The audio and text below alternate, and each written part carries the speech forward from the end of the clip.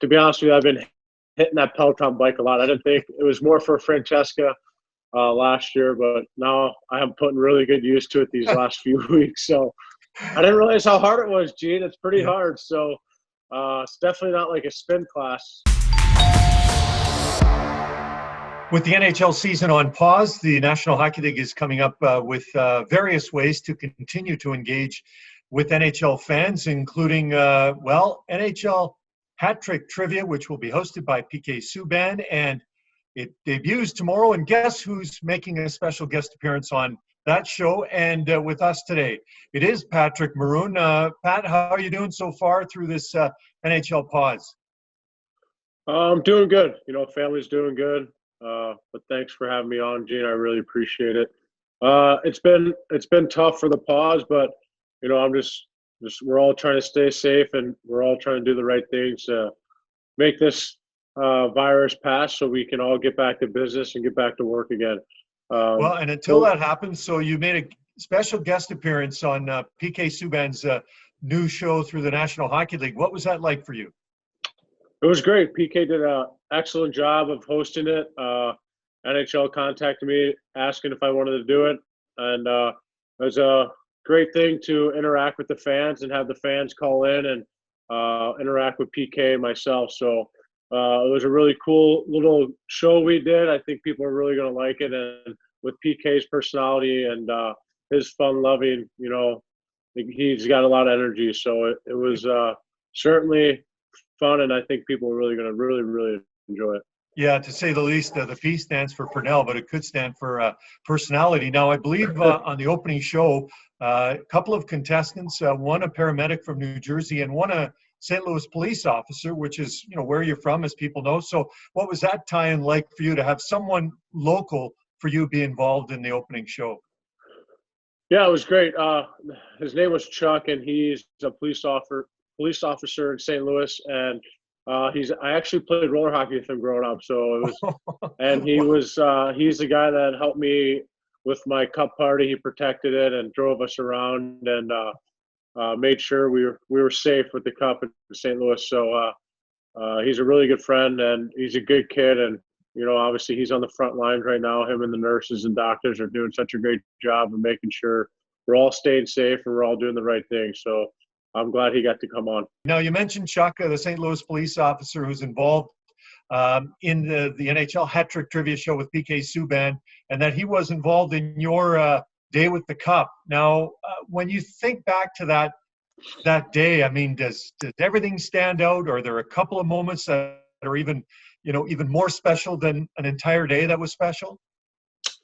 The whole thing was special. I think when you hear stories of people winning the Stanley Cup and the cup keeper will tell you by the end of it, you want to give it away. And that's very, very true, to say the least. It's like planning a wedding if whoever wins it around the league. But you cherish those moments in the morning when you first get it. When I first got it, taking pictures with Francesca Anthony, my mom and dad, having them here, eating cereal out of it with Anthony, and just really taking the time to really enjoy it with your family. And that setting was ultimate special. And my grandma got the chance to come over, my grandma Maroon, my dad's mom. Unfortunately, my 3 other grandparents are passed away, but I know they were looking down and they would be super, super excited. But I think just those moments and her crying, my grandma, and my dad being from St. Louis and me being from St. Louis, and it was just a really special day, and just being there with my family with it and looking at all the names.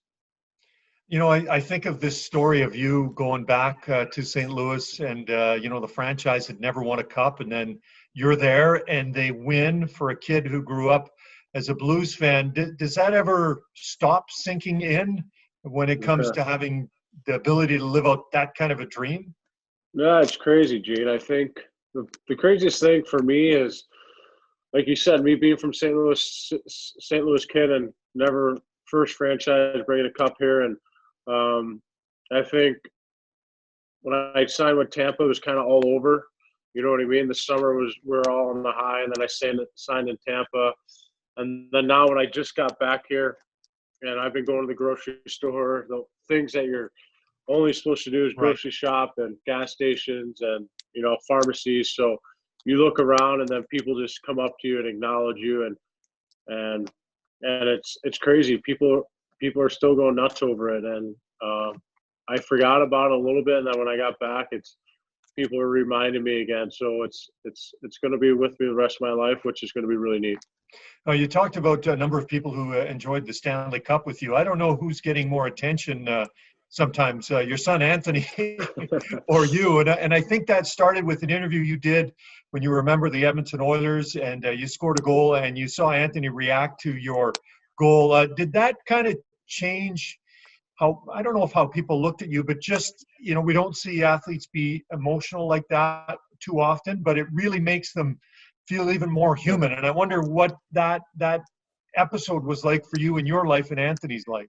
I think that interview got me a lot of recognition of obviously people not knowing my story, and Anthony being in St. Louis and me being away from him, and me breaking down, being a big, heavy guy with how I play, fight, I think just showed a lot that athletes do have emotion and they do have families, and, you know, some of them are in my situation that are tough. And when you go months and months without seeing your kids, it finally hits home for you when you see that big smile on his face when I scored that goal. It just, you know, people are just going to have reaction. I had a reaction of just scoring in my hometown, but also just seeing Anthony's face for the first time in, you know, 3 months there. Okay, we're going to finish up with some rapid fire questions. All right.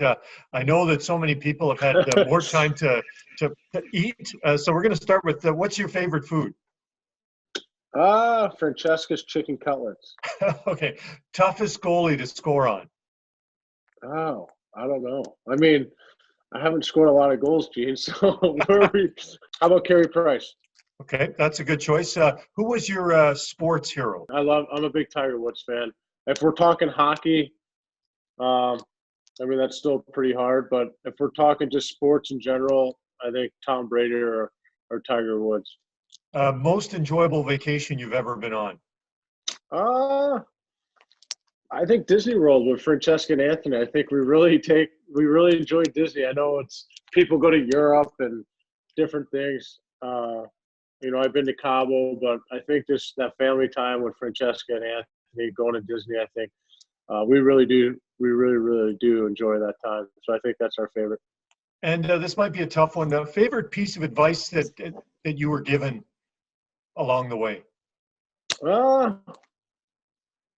Probably from my dad. Just never give up. I mean, he just said never give up. There's always someone there that's watching you, and there's always someone that, you know, that's going to end up liking you somewhere down the line. And my dad always just said never give up and believe in yourself. You're too good of a player. So just that never give up attitude. You know, someone's always going to take a chance on you. You just don't know when, and you just don't know who's watching. So always play your best and make sure you're on top of it, and, you know, you're showing yourself. So Pat, thanks for this, and we look forward to seeing your special guest appearance with BK Subban and Hat Trick Trivia on Saturday. Stay safe and look forward to seeing you at a rink sometime soon.